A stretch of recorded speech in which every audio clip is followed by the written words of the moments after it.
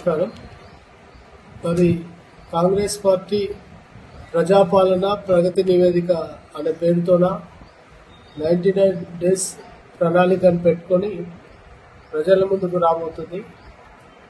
మరి వాళ్ళు ఈ టైటిల్ మార్చుకోవాలి. ఇది ప్రజాపాలన కాదు, ఇది ప్రజా వ్యతిరేక పాలన. ఇది ప్రగతి కాదు, కాంగ్రెస్ పార్టీ దోపిడీ ప్రగతి. కేవలం కాంగ్రెస్ పార్టీ ఎమ్మెల్యేలు నాయకులు బతకడానికి వాళ్ళ అధికారం రావడం జరిగింది. గత 10 ఏళ్లలో తెలంగాణ రాష్ట్ర సాధన జరిగిన తర్వాత ఇవాళ కాంగ్రెస్ పార్టీ నాయకులు తెలంగాణ తెచ్చిన నాయకుడిని వెక్కిరిస్తూ మాట్లాడుతున్న వాయినం ప్రజలందరూ కూడా చూస్తున్నారు.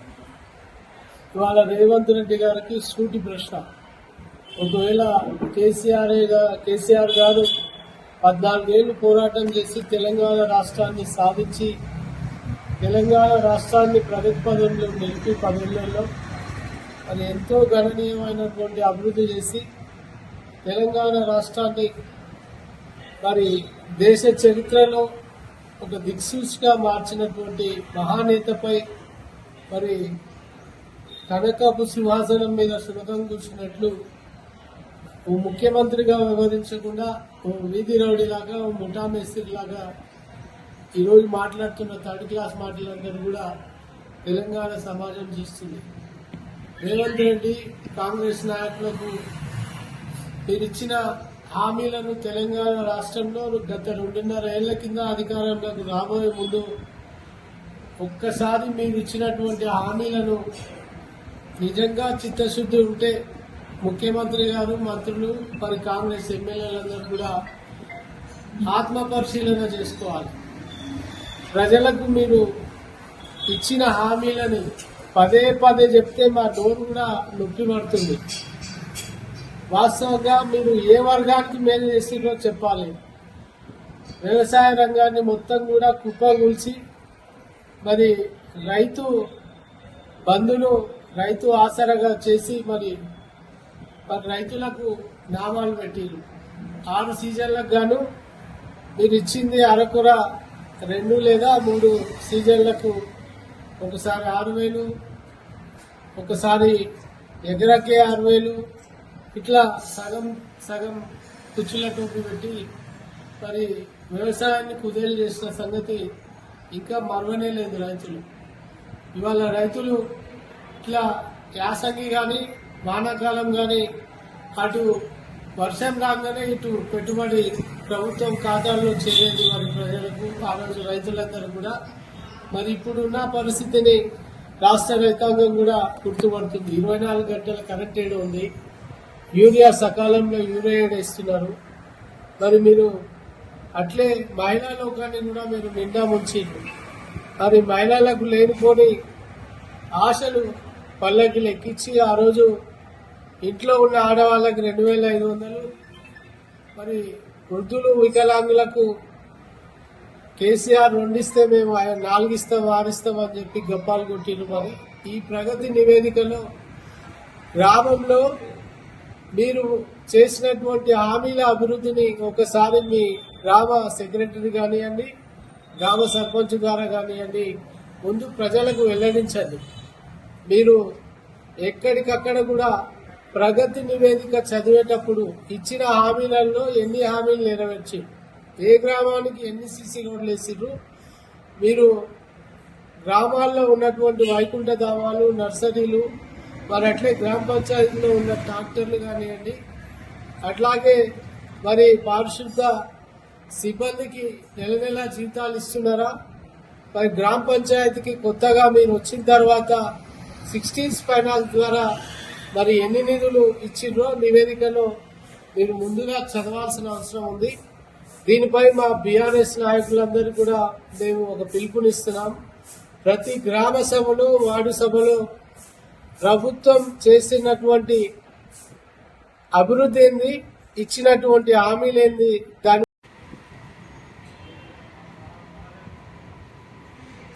ఈరోజు కాంగ్రెస్ పార్టీ ప్రజాపాలన ప్రగతి ప్రణాళిక పేరిట 99 రోజుల కార్యక్రమం తీసుకొని ఈ రోజు నుంచి గ్రామ సభలు నిర్వహిస్తూ మేము చేసిన అభివృద్ధి వివరించాలని ఇవాళ అధికారులను ఆదేశించడం జరిగింది. వాస్తవంగా కాంగ్రెస్ పార్టీకి సిగ్గుసెర ఉందా అని నేను అడుగుతా ఉన్నా. ఎందుకంటే ఈరోజు గ్రామాలలో వచ్చి 2.5 సంవత్సరాలు అయినప్పటికీ ఒక్క కార్యక్రమం కానీ ఒక్క అభివృద్ధి పని కానీ చేయనటువంటి వీళ్ళు తగుదునమ్మా అంటూ ఇవాళ ఏ ముఖం పెట్టుకొని ప్రజల మధ్యలోకి వస్తున్నారని నేను ఈ సందర్భంగా మనవి చేస్తూ, ఆనాడు 10 ఏళ్ల కాలంలో కేసీఆర్ హయాంలో గ్రామ వికాసం జరిగింది. ఇప్పుడు కాంగ్రెస్ హయాంలో గ్రామ విధ్వంసం జరుగుతుంది. ఇది తప్ప కాంగ్రెస్ పార్టీ చేసిన కార్యక్రమాలు, అభివృద్ధి కార్యక్రమాలు ఏవి లేవు. ఈరోజు ప్రజాపాలన ప్రగతి ప్రణాళిక పేరిట ఇవాళ ఈరోజు ఒక అంశం తీసుకోవడం జరిగింది. మార్చి 30 నుంచి 4 తారీఖు వరకు గ్రామీణాభివృద్ధి పేరిట అంశం తీసుకొని గ్రామాల్లో వాళ్ళు విస్తృతంగా పర్యటించి తమ ప్రభుత్వం చేసినటువంటి అభివృద్ధి కార్యక్రమాలు వివరించడం జరిగిందని అధికారులకు చెప్పడం జరిగింది. అధికారులను మాత్రమే ఈ కార్యక్రమానికి వినియోగిస్తున్నారంటే వీళ్లకు రాజకీయ నాయకులకు ముఖం లేకనే ఈ కార్యక్రమాలు నిర్వహిస్తున్నారని మేము ఈ సందర్భంగా మనవి చేస్తున్నాం. కేసీఆర్ గారు గాంధీజీ కలలు కన్న గ్రామ స్వరాజ్యం రావాలంటే గ్రామాలే పట్టుకోవాలనే ఉద్దేశంతోన ఆనాడు కేసీఆర్ గారు గ్రామాభివృద్ధిని తీసుకోవడం జరిగింది. ఈ గ్రామాలలో వైకుంఠధామాలు కానీ, పార్కులు కానీ, క్రీడా మైదానాలు కానీ, మన ఊరు మనబడి పేరిట స్కూళ్ళ మరమ్మతులు కానీ, అదేవిధంగా చెరువుల మరమ్మతు కానీ, వాటర్ షెడ్ల మరమ్మతు కానీ ప్రత్యేకంగా నిధులు కేటాయించి ఈ కేంద్ర ప్రభుత్వం నుంచి వచ్చే 14th, 15th ఫైనాన్స్ నిధులు కాకుండా రాష్ట్ర ప్రభుత్వం అనేక నిధులు కేటాయించి గ్రామాల్లో అభివృద్ధి చేయడం జరిగింది. ఇవాళ గ్రామాలలో 10 లక్షల రూపాయలు పెట్టి ఒక ట్రాక్టరు ఒక్కొక్క గ్రామానికి, చిన్న గ్రామమైనా పెద్ద గ్రామమైనా గ్రామ పంచాయతీ ఒక ట్రాక్టర్ ఇవ్వడం జరిగింది. అదేవిధంగా ఆ గ్రామాల్లో మొక్కలు నాటి వాళ్ళని సంరక్షించడానికి 1,50,000 రూపాయలతో ఒక వాటర్ ట్యాంకర్ పెట్టి ప్రతి మొక్కను కాపాడి వాళ్ళ గ్రామంలోకి వెళ్తే ఆహ్లాదకరమైన వాతావరణం ఉండే విధంగా ఆ రోజు తీర్చిదిద్దడం. అదేవిధంగా గ్రామాల్లో పరిశుభ్రత ప్రజలకు అవసరమని చెప్పి ఆ రోజు పారిశుద్ధ్య కార్మికులను దాదాపు ఒక్కొక్క గ్రామంలో 5 నుంచి 10 మంది వరకు ఇవాళ గ్రామ పారిశుద్ధ్య కార్మికులను పెంచి ఇవాళ గ్రామాన్ని పరిశుభ్రంగా ఉంచిన ఘనత కూడా కేసీఆర్ గారికి దక్కింది. ఇవాళ అదేవిధంగా కేసీఆర్ గారు గ్రామాలలో ఉన్నటువంటి రైతులు రాజులాగా బ్రతకాలి, రైతు కళ్ళల్లో ఆనందం చూడాలని కేసీఆర్ పాలన కొనసాగించడం జరిగింది. ఆ రోజు రైతు బంధు కానీ, అదేవిధంగా రైతు భూమి కానీ ఈ భారతదేశ చరిత్రలో ఏ నాయకుడు ఊహించని ఒక సంక్షేమ పథకాన్ని ప్రవేశపెట్టిన ఘనత కేసీఆర్ గారికి దక్కింది. ఆ రోజు సకాలంలో రైతు బంధు ఇవ్వడం కానీ, అదేవిధంగా సకాలంలో యూరియా అందించడం కానీ, అదేవిధంగా 24 గంటల కరెంటు ఇవ్వడం కానీ, అదేవిధంగా గ్రామాల్లో ఉన్నటువంటి భూ తగాదాలన్నింటినీ కూడా పరిష్కరించి గ్రామాల్లో ప్రశాంతమైన వాతావరణం కలిగే విధంగా ఈరోజు కేసీఆర్ చేయడం జరిగింది. ఇన్ని కార్యక్రమాలు కేసీఆర్ చేస్తే మీరు వచ్చి 2.5 సంవత్సరాలు అవుతుంది. ఈ రోజు వరకు కూడా గ్రామాభివృద్ధి కోసం కానీ, గ్రామ రైతుల కోసం కానీ ఒక్క కార్యక్రమం చేయకుండా తగుదునమ్మా అంటూ ఈరోజు ప్రజాపాలన ప్రగతి ప్రణాళిక పేరులో గ్రామీణ ఆర్థిక అభివృద్ధి అనే అంశం మీద ఈరోజు రావడం జరుగుతుంది. నేను ప్రజలకు కూడా పిలుపునిస్తా ఉన్నాను. ఇవాళ ప్రజలలో మీరు గమనించండి, 10 ఏళ్ల కాలంలో గ్రామాలు ఏ విధంగా అభివృద్ధి చెందాయి, ఇవాళ కాంగ్రెస్ హయాంలో ఏం అభివృద్ధి జరిగింది అనేది కూడా మీరు ఆలోచించండి.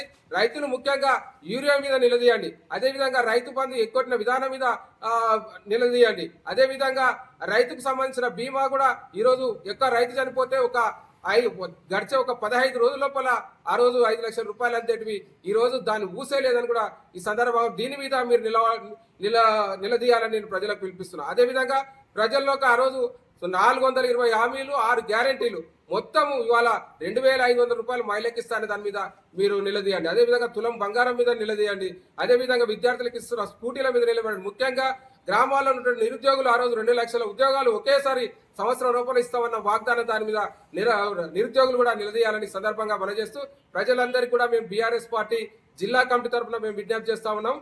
అతను ఇచ్చిన హామీలన్నిటి నెరవేర్చిన తర్వాతే మాకు ప్రజాపాలన ప్రగతి ప్రణాళికకు రావాలి. ప్రజలందరూ నిలదీస్తే కాంగ్రెస్ పార్టీ ఒక మెడల్ వచ్చి మనం హామీలను నెరవేర్చుకున్నట్టయితుంది. కాబట్టి ఖచ్చితంగా కాంగ్రెస్ పార్టీ నాయకులను, అక్కడికి వచ్చే అధికారులను గ్రామ సభల్లో ఎక్కడికక్కడ నిలదీయాలని మేము బీఆర్ఎస్ తరఫున పిలుపునిస్తా ఉన్నాం. అందరికీ నమస్కారం. వాస్తవానికి గత ప్రభుత్వం 10 సంవత్సరాలు తెలంగాణ తెచ్చిన నాయకుడే ముఖ్యమంత్రిగా పరిపాలించి మరి ఒక ప్రజల వాళ్ళ బోధవులు చూసి ప్రజలను ఏ అట్టడుగు స్థాయిలో ఉన్న బీద బిక్కి జనాలందరినీ కూడా పైకి తీసుకొచ్చే ఉద్యమంలో భాగంగా ఆ రోజు వ్యవసాయ రంగాన్ని ప్రధాన రంగంగా ఎంచుకొని వ్యవసాయదారులే ముఖ్యము, వ్యవసాయం బాగుపడితే అన్ని వర్గాలు అన్ని రంగాలు బాగుపడతాయనే ఉద్దేశంతో ఆ రోజు మన ముఖ్యమంత్రి అయినటువంటి కేసీఆర్ గారు ఆ రోజు ప్రవేశపెట్టిన పథకాలు నేటికి వాస్తవానికి ఆయన వచ్చిన కొద్ది రోజుల్లోనే రైతాంగానికి నీళ్లు, తాగునీరు మరియు నాణ్యమైన ఉచిత విద్యుత్తు అందిస్తూ, ఎరువులు సకాలంలో అందిస్తూ, విత్తనాలు అందిస్తూ వాస్తవానికి రైతు పెట్టుబడి సాయం కింద రైతు బంధు అందించిండు. కళ్యాణ్ అది వచ్చేసి బీమా సౌకర్యాన్ని కల్పించాడు. ఏ రైతైనా చనిపోతే ఏ లీడర్ వచ్చినా 5,000, 10,000 ఇవ్వడానికి చాలా ఈ జేబులోకి చూసుకునేవాళ్ళు.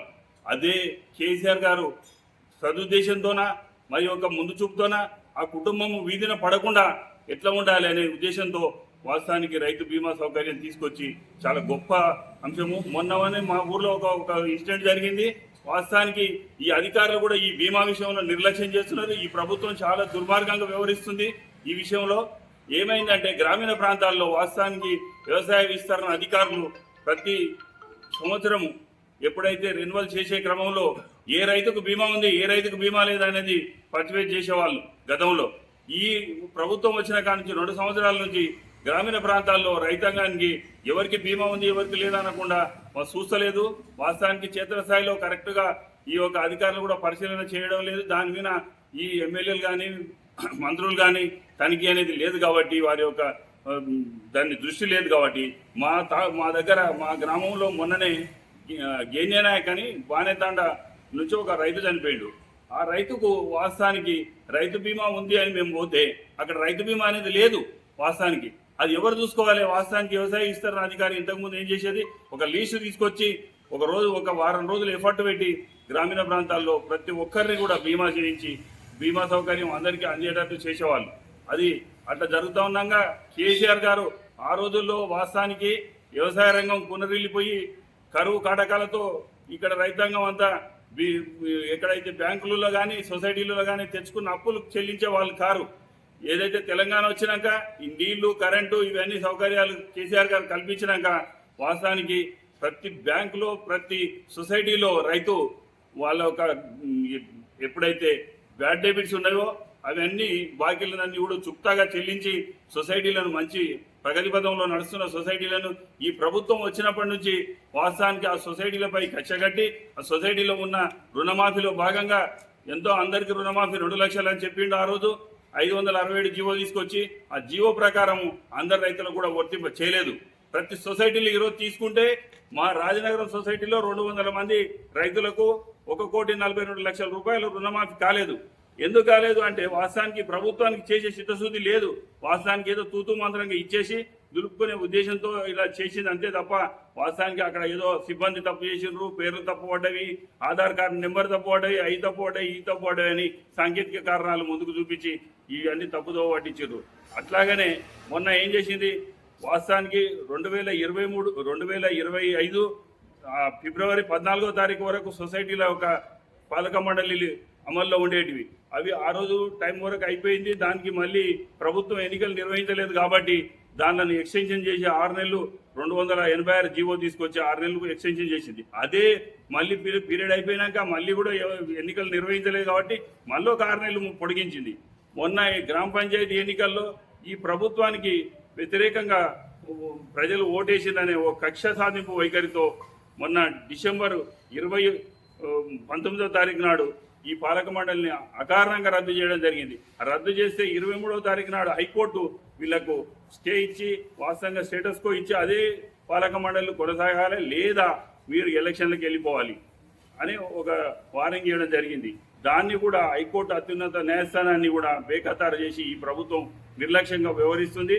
వాస్తవానికి గ్రామీణ ప్రాంతంలో ఏదైతే బీద పిక్కి జనాలు ఉన్నారో వాళ్లకు కళ్యాణ లక్ష్మి అనేది ఈ మహిళలకు చాలా మంచి కళ్యాణ లక్ష్మి, షాదీ ముబారక్ ఇచ్చి అట్టడుగు వర్గాలను అభివృద్ధి పదంలో నడిపించాలనే ఉద్దేశంతో ఆ రోజు కేసీఆర్ చాలా ముందు చూపుతో గర్భిణీ స్త్రీలకు వాళ్లకు పౌష్టికాహార కిట్లు, వాస్తవానికి అది కేసీఆర్ కిట్టు ఇట్లాంటివన్నీ ఇచ్చి గ్రామీణ ప్రాంతాల్లో చాలా వరకు అభివృద్ధి చేయాలనే సదుద్దేశంతో చేసిండు.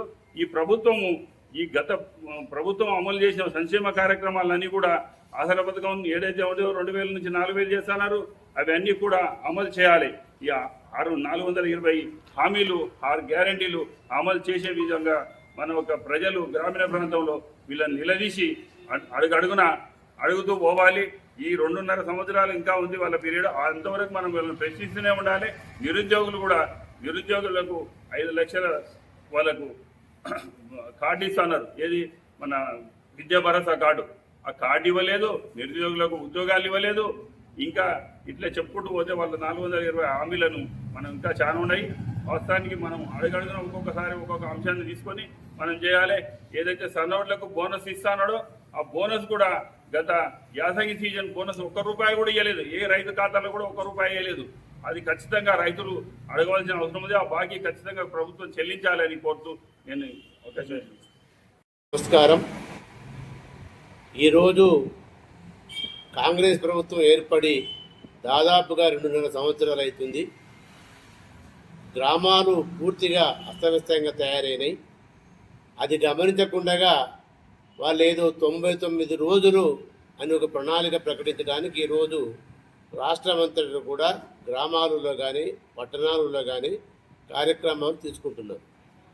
మీరు 2.5 సంవత్సరాలు మేము ఏ ముఖం పెట్టుకొని మీరు గ్రామాలలో తిరిగిందని కేసీఆర్ గారు బీఆర్ఎస్ ప్రభుత్వంలో పల్లె ప్రగతి అనే ఒక కార్యక్రమాన్ని తీసుకొని గ్రామాలలో పారిశుద్ధ్య కార్యదర్శులు వాళ్ళని నియమించిండు, ట్రాక్టర్లు ఇచ్చిండు, చెట్లు నాటిచ్చిండు.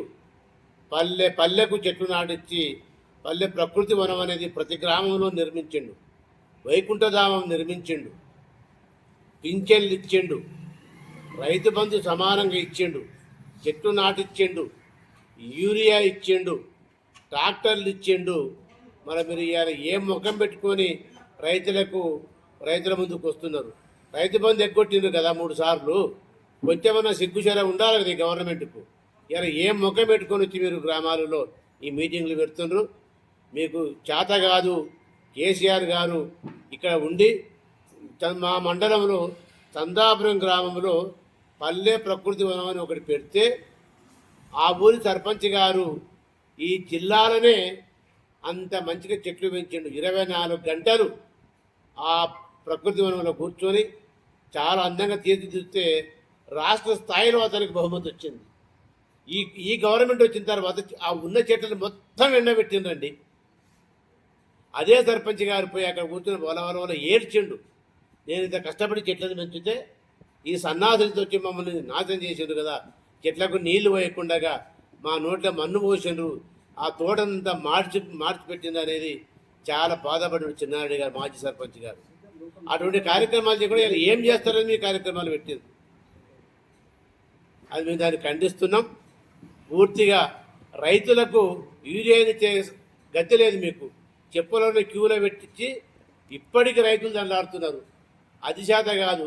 ఇప్పుడు రైతు బంధు ఇస్తానని చెప్పి 10 ఎకరాల నుంచి 1 ఎకరాకి వేసిండు, 5 ఎకరాల నుంచి 1 ఎకరా వేసిండు, 1 ఎకరాకే డబ్బులు వేసిండు, 1 ఎకరాలను కూడా అంతే వేసిండు. మరి ఇంకెప్పుడు ఇస్తావు నువ్వు పైసలు? 3సారి వచ్చే నాటు పెట్టేటప్పుడు ఇస్తావా, పంట కోసినట్టు ఇస్తావా? పంట కోసినకి కూడా 2 సార్లు గతి లేదు. ఏ ముఖం పెట్టుకుని ఇస్తాం మేము డిమాండ్ చేస్తున్నాం. మిగతా విషయాలు మా నాయకులు కూడా మాట్లాడుతారు, వాళ్ళు కూడా కొంచెం చెప్తారని